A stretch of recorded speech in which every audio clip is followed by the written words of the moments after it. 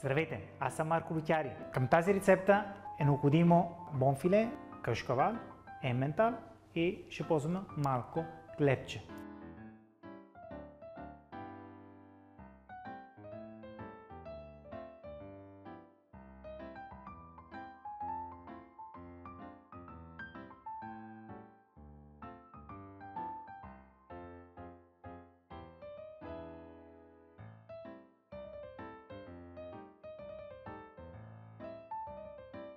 Италианец без зехтин, пастек пармезан не е италианец.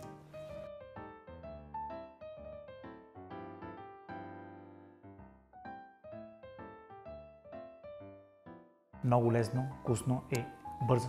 Надявам се вие да го правите в къщи. От мен Марко Лютяри. Бон апетит!